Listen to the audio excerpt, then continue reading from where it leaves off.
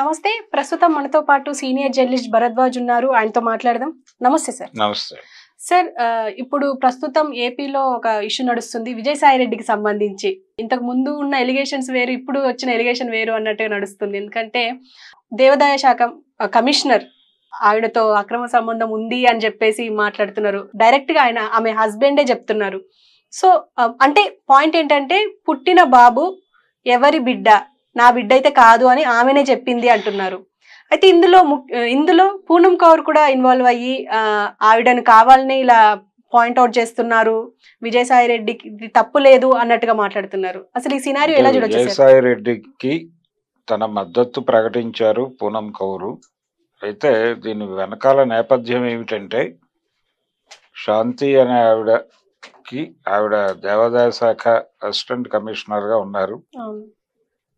అయితే ఆవిడకి ఒక వివాహం అయింది. ఆవిడ ఎస్టీ ఎరుకల, అలాగే అదే కులానికి చెందినటువంటి, అదే తెగకి చెందినటువంటి, కులం కాదు తెగే, షెడ్యూల్డ్ తెగకి సంబంధించినటువంటి మహిళ ఆవిడ. అదే తెగకి చెందినటువంటి మదన్ మోహన్ అనే వ్యక్తితో ఆవిడకి వివాహం అయింది. ఆ వివాహం అయిన తర్వాత వాళ్ళకి 2015లో ఇద్దరు ఆడపిల్లలు పుట్టారు, ట్విన్స్. ఆ తర్వాత ఒక సంవత్సరానికి వాళ్ళు డివోర్స్ తీసుకున్నట్టుగా ఆవిడ చెప్తున్నారు. అంటే వాళ్ళ సాంప్రదాయాల ప్రకారం, వాళ్ళ తెగ ఆచారాల ప్రకారం వాళ్ళు డివోర్స్ తీసుకున్నట్టు. అంటే మ్యూచువల్, ఈవిడ అతనికి ఉత్తరం రాస్తుంది, అతను ఈవిడికి ఉత్తరం రాస్తాడు. అట్లా ఆ వ్యవహారం సెటిల్ అయిపోయింది. అయితే వీళ్ళు ఇద్దరు గవర్నమెంట్ ఎంప్లాయీస్. ఆవిడ ఇక్కడే హైదరాబాద్ అశోక్ నగర్లో ఉండి ఫైనల్గా గ్రూప్స్ గెలిచి ఆవిడ ప్రభుత్వ విధుల్లోకి వెళ్ళింది. ఈ సందర్భంగా అక్కడ కోచింగ్ తీసుకుంది ఆవిడ. అశోక్ నగర్లో కోచింగ్ ఇస్తారు, అందరికీ తెలిసిన విషయమే. ప్రభుత్వ ఉద్యోగాల్లోకి వెళ్ళదలుచుకున్న వాళ్ళందరూ అశోక్ నగర్ కేంద్రంగానే ఉంటారు. ఇలాగే ఆవిడ కూడా అక్కడ గది అద్దెకు తీసుకున్నారు. ఆవిడ లాయర్ కూడా, ఆవిడ లా చదివారు అంతకు ముందే. అందుకని ఇద్దరు సీనియర్ అడ్వకేట్ల దగ్గర పనిచేస్తూ ఆ డబ్బులు పెట్టి ఇక్కడ ఇన్స్టిట్యూట్లో కట్టుకుంటూ అలా ఆవిడ ప్రిపేర్ అయ్యి, ఎగ్జామ్స్కి ప్రిపేర్ అయ్యి మొత్తానికి గెలిచి అతి కష్టం మీద అధికారిని అయ్యింది ఆవిడ. అయిన తర్వాత ఈ ప్రాసెస్లో ప్రభుత్వ ఉద్యోగంలో, అతను కూడా ప్రభుత్వ ఉద్యోగంలోనే ఉన్నాడు కాబట్టి లీగల్గా ఏదైనా ప్రాబ్లం అవుతుంది కాబట్టి మ్యూచువల్ డివోర్స్ కోసం కోర్టులో నుంచి ఒక కాగితం తీసుకుందామని అక్కడ కూడా అప్లై చేశారు. అయితే అది ఇంకా సెటిల్ కాలేదు. ఇది వాళ్ళ కథ. అయితే ఆవిడ వాళ్ళ తెగాచారాల ప్రకారం ఎప్పుడైతే అతనితో విడిపోవడం జరిగిందో, విడిపోయిన తరువాత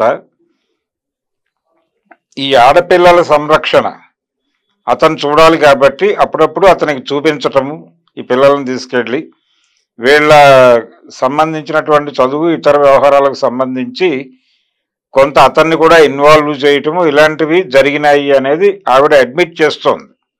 శాంతి గారు అడ్మిట్ చేస్తూనే మేము డివోర్స్ తీసేసుకున్న తర్వాత వేరే వ్యక్తి రిలేషన్లోకి వెళ్ళాను, సుభాష్ రెడ్డి ఏదో సంథింగ్. అతను రెవెన్యూ తరఫున, ఏపీ గవర్నమెంట్ రెవెన్యూ కేసులు కోర్టులో డీల్ చేసేటువంటి కౌన్సిల్, ఆయనతో ఈవిడ స్నేహంలోకి వెళ్ళటము, ఆ స్నేహం పెళ్లిగా మారటము, వాళ్ళిద్దరికీ ఒక బిడ్డ పుట్టినట్టుగా ఆవిడ ఈ విషయం స్పష్టంగా మదన్ మోహన్కి ఎక్స్ప్లెయిన్ చేసినట్టుగా కూడా ఆవిడ మీడియా ముందుకు వచ్చి చెప్పారు. చెప్పేసిన తర్వాత విజయసాయి రెడ్డి గారు ఆ రెండో రోజు మీడియా ముందుకు వచ్చి, అంటే ఈ వ్యవహారంలో విజయసాయి రెడ్డి పాత్ర ఉంది. ఆవిడకి అతనితో విడిపోయిన తర్వాత మదన్ మోహన్ అమెరికాలో ఉన్నాడు, ఈవిడ ఇక్కడ ఉంది. అతను రీసెర్చ్ కోసం వెళ్ళాడు అక్కడికి, పిహెచ్డి కోసం. ఆ టైంలో ఈవిడ ప్రెగ్నెంట్ అయింది. ఆ ప్రెగ్నెన్సీకి నేను కారణం కాదు, విజయసాయి రెడ్డి అని తను ప్రస్తావిస్తూ, ఆయన పేరు ప్రస్తావిస్తూ దేవాదాయ శాఖ కమిషనర్కి మదన్ మోహన్ రాసినటువంటి లెటర్ మీడియాకి దొరకడంతో ఈ వివాదం మొదలైంది. ఎప్పుడైతే ఈ లెటర్ బయటకు వచ్చిందో ఇమ్మీడియట్ గా విజయసాయి రెడ్డి పేరు ప్రస్తావన ఉంది కాబట్టి వైఎస్ఆర్సీపీని టార్గెట్ చేయొచ్చు, ఇది అడ్డు పెట్టుకుని అనే ఉద్దేశంతో తెలుగుదేశం పార్టీకి చెందినటువంటి మీడియా అంతా కూడా, అంటే మనకి పాత రోజుల్లో సామెత ఉంటుంది, కుడిమిస్తే పండగ అని. అట్లా ఈ కాగితం దొరకగానే వాళ్ళు పండగ చేసుకోవటం మొదలుపెట్టారు, రకరకాలుగా వార్తలు రాయటం మొదలుపెట్టారు. ఈయన ఆ పిల్లవాడు ఇతని కొడుకే అనేది దాదాపు ఎస్టాబ్లిష్ చేసేశారు. అయితే వీళ్ళు మర్చిపోతున్న విషయం ఏంటంటే, ఒకవేళ ఆయన కొడుకు అయితే ఏమిటి, ఆయన కొడుకు అయి ఉండొచ్చు అనుకుందాం. ఇప్పుడు ఏదో డిఎన్ఏ టెస్టులు చేయాలని ఆ భర్త డిమాండ్ చేస్తున్నాడు, ఆ మాజీ భర్త డిమాండ్ చేస్తున్నాడు. ఓకే, డిఎన్ఏ టెస్టులు చేశారు, ఆయన కొడుకే అని తేలింది. ఏమిటి అందులో క్రైమ్ ఏమిటి? అతను ఆల్రెడీ డివోర్స్ ఇచ్చేశారని ఆవిడ చెప్తోంది. ఆ డివోర్స్ ఇచ్చిన మాట వాస్తవం కాకపోయినా ఆయన భర్తగా ఉన్నప్పటికీ సుప్రీంకోర్టు జడ్జిమెంట్ ఇచ్చింది, అది ఆవిడ ప్రస్తావించారు కూడా. శాంతి గారు ఆవిడ మీడియా ముందుకు వచ్చినప్పుడు సుప్రీంకోర్టు జడ్జిమెంట్ ఉంది కదండి, మీరందరూ అలా ఎలా మాట్లాడతారు అని మీడియాని స్ట్రైట్గా ప్రశ్నించింది ఆవిడ. ఆవిడ ఏమంటుందంటే, ఇద్దరు ఎల్డర్స్, అంటే ఇద్దరు పౌరులు, వాళ్ళు సముచిత వయసులో ఉండి, అంటే మైనర్లు కాకుండా ఉండి మేజర్లు అయి ఉన్నటువంటి ఇద్దరు ఇండివిజువల్స్, వాళ్ళకి విడివిడిగా పెళ్లిళ్ళు అయిపోయినప్పటికీ వాళ్ళిద్దరూ ఒకళ్ళకొకళ్ళు అవగాహనకు వచ్చి కలిసి ఉండాలి అనుకున్నప్పుడు అలా ఉండటాన్ని తప్పు పెట్టే హక్కు ఎవరికీ లేదు, అది వాళ్ళ పర్సనల్ ప్రైవసీలోకి వెళ్ళినట్టుగా భావించాల్సి ఉంటుంది అని కోర్టులో జడ్జిమెంట్ ఇచ్చింది ఒక కేసులో, ఒక రెఫరెన్స్లో. దాన్ని ఆవిడ ప్రస్తావించింది మొన్న మీడియా ముందు. ఇంత లిబరల్గా కోర్టులో ఉన్నప్పుడు మీరేంటి ఇంత రిజిడ్గా మాట్లాడతారు అని ఆవిడ మీడియా మీద కొంచెం విసుక్కోవడం జరిగింది. కాబట్టి ఇక్కడ ఎందుకు ఈ విషయాన్ని హైలైట్ చేస్తున్నారు, ఇప్పుడు ఆవిడకి అక్కడ విజయసాయి రెడ్డి పేరు బదులు ఇంకేదైనా పేరుంటే ఇంత రెస్పాన్స్ వచ్చేదా, ఇంత గందరగోళం జరిగేదా, ఇంతమంది ఇలా భుజాన్ని వేసుకునే వాళ్ళ ఈ కేసుని?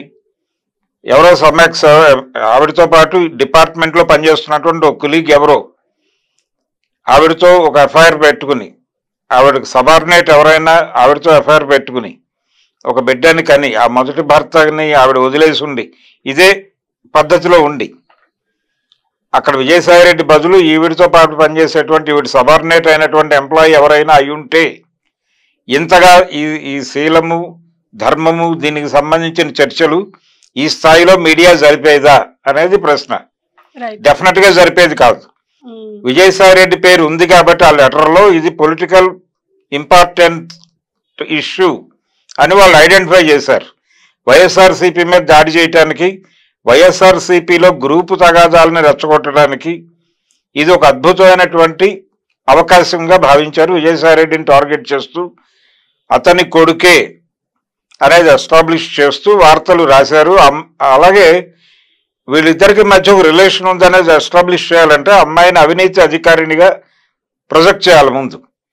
అది కూడా వర్కౌట్ చేశారు వీళ్ళు. అమ్మాయి హయాంలో, అమ్మాయి ఎండోమెంట్లో పనిచేస్తున్న రోజుల్లో, ఇప్పటికీ పనిచేస్తూనే ఉంది. ఆ రోజుల్లో ఆవిడ యాక్టివిటీ మొదలెట్టినప్పుడు విశాఖపట్నంలో పనిచేసినప్పుడు ఆవిడ జరిపిన కేటాయింపులు, ప్రేమ సమాజం తాలూకా 30 ఎకరాలని ఎలా కేటాయించారు, దాంతోపాటు లంకలపాలెం అనే ప్రాంతంలో ఒక ప్రభుత్వ అధికారికి చెందినటువంటి ప్రైవేటు కంపెనీ, దానికి ఈవిడ జరిపిన కేటాయింపులు, ఇవన్నీ తీసుకొచ్చి ఈవిడ అవినీతిని నిరూపించేటువంటి ప్రయత్నం. ఈవిడకి విపరీతంగా నగలున్నాయి, ఈవిడ చాలా పట్టుచీరలు కట్టుకు తిరుగుతుంది, కాస్ట్లీ కారు ఉంది ఈవిడికి, కాస్ట్లీ డ్రెస్సులు వాడుతుంది. ఇలా ఆవిడ పర్సనల్గా చేసే రోజు ఆవిడ లైఫ్ అంతా కూడా వీళ్ళు ఓపెన్గా జనం ముందు పెట్టడం మొదలుపెట్టారు. దానికి హక్కు ఎక్కడుంది మీడియాకి అనేది ప్రశ్న. అంటే ఆవిడ నగలు కొనుక్కోవడం తప్ప, ఆవిడ ఒక ఎస్టీ మహిళ, ఆవిడ ఏదో కొనుక్కుంటే అదో పెద్ద ఇష్యూ చేసి ఆవిడ నగల మీద ఫోకస్ చేస్తూ కొన్ని ఫోటోలు పెట్టి, ఈ ఫోటోలో ఉన్న నగ ఈ ఫోటోలో లేదు, ఈ ఫోటోలో ఉన్న నగ ఈ ఫోటోలో లేదు, కంపారిటివ్ స్టడీ. ఇంత హడావిడి అవసరమా అనేది కొంచెం చిరాకు పుట్టే లెవెల్లో నడిపారు దీన్ని. సో ఆవిడ అధికార దుర్వినియోగానికి పాల్పడినటువంటి ఒక అవినీతి అధికారిని. ఆవిడికి ఎంపీ గారితో సంబంధాలు ఉన్నాయి, పొలిటికల్ ఇది ఉంది, ఒక రాజకీయ పార్టీ వెన్ను దన్ను ఉంది ఆవిడికి. అందుకని నిస్సిగ్గుగా ఈ అవినీతికి పాల్పడగలిగింది, ఎటువంటి భయము లేకుండా ఈ అవినీతి చేయగలిగింది. ఈ అవినీతి వెనకాల ఆయన మద్దతు ఉంది కాబట్టి ఇందులో కొంత భాగం ఆయనకు కూడా చెందుతుంది. రెండోది, ఆయనకి లైజానింగ్ ఆఫీసర్గా పనిచేసింది అమ్మాయి అనధికారికంగా అని కూడా రాసేశారు పేపర్లో. ఆంధ్రజ్యోతి పేపర్లో వచ్చింది అది వార్త. అంటే ఆయనతో ఎవరైనా పనుండి వస్తే ఆయన కనుక ఆ పని చేసి పెడితే ఆయనకి ఇచ్చేటువంటి డబ్బులు ఇక్కడ ముట్ట చెప్పాలి, వీడి దగ్గర ముట్ట చెప్పాలి అనేది కూడా ఒక పద్ధతి నడిచింది. ఆవిడ లైజానింగ్ ఆఫీసర్గా పనిచేశారు అతనికి, విజయసాయి రెడ్డికి అని కూడా రాశారు. ఇందులో వాస్తవాలు ఉన్నాయా లేదా అనేది పక్కన పెడితే విజయసాయి రెడ్డికి శాంతికి మధ్య ఏదో రిలేషన్ ఉన్నట్టుగా ఎస్టాబ్లిష్ చేయడానికి సాధ్యమైనన్ని గ్రౌండ్స్ ప్రిపేర్ చేశారనేది అర్థమైంది. అంటే వీళ్ళందరి టార్గెట్ విజయసాయి రెడ్డిని షూట్ చేయటమే. విజయసాయి రెడ్డిని ఈ అమ్మాయి భుజం మీద తుపాకీ పెట్టి కాల్చడం అనేది ప్రోగ్రాం. ఆ ప్రోగ్రాం సక్సెస్ఫుల్గా నడిచిపోతోంది. రెండోది, విస్పరింగ్ క్యాంపెయిన్ చేయటంలో తెలుగుదేశం పార్టీ రాటుదేలిపోయింది.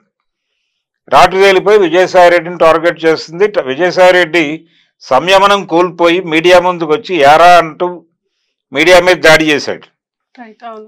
ఇది ఆయన అన్కంట్రోలబుల్ కండిషన్లోకి వెళ్ళిపోయి మాట్లాడాడు. అది కొంత వివాదాస్పదం అయింది.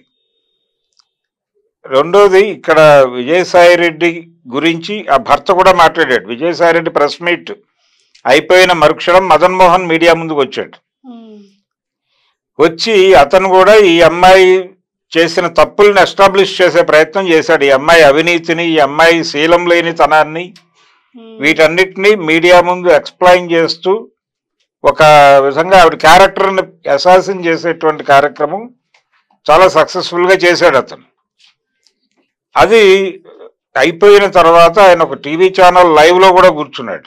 లైవ్లో కూర్చుని ఆ ఫ్యాక్ట్స్ అవి ఏదైతే చెప్పిందో, ఆ అమ్మాయి తనకి చెప్పిన విషయాలు, తన ఫోన్లో రికార్డ్ అయిన విషయాలు, తన దగ్గర ఉన్న ఫోటోలు, ఇతర కంటెంట్, ఇదంతా మీడియా ముందు పెట్టాడు. అంటే ఒక రకంగా అతని టార్గెట్ ఆవిడే, అలాగే టీడీపీ మీడియా టార్గెట్ ఆ అమ్మాయి ద్వారా విజయసాయి రెడ్డిని కొట్టడం. ఇది ప్రోగ్రాం.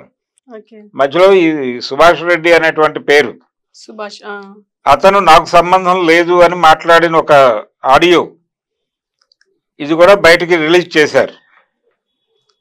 అయితే ఇదే సమయంలో అతను ఆ అమ్మాయి కలిసి దిగినటువంటి ఫోటోలు, కొడుకుతో అతను దిగిన ఫోటోలు, వీళ్ళిద్దరూ కలిసి ఉన్నటువంటివి, ఇలా రకరకాల ఫొటోస్ కూడా సోషల్ మీడియాలోకి వచ్చేసినాయి. అంటే ఇప్పుడు ఎవరు వాస్తవం చెప్తున్నారంటే కన్ఫ్యూజన్గా మార్చేశారు. ఈ టోటల్ కన్ఫ్యూజన్లో ఒకటే ఒక పాయింట్ క్లియర్ ఏంటంటే విజయసాయి రెడ్డి ఇన్వాల్వ్ అయి ఉన్నాడు ఈ వ్యవహారంలో అనేది ఒకటే క్లియర్గా ఉన్నటువంటి విషయం. ఎందుకంటే విజయసాయి రెడ్డి ఏదో సందర్భంలో కలిసి ఉండొచ్చు అతన్ని అని అడ్మిట్ చేశాడు. అలాగే ఆ అమ్మాయికి తెలుసు నాకు అన్నాడు. వాళ్ళిద్దరూ దిగిన ఫొటోస్ ఉన్నాయి.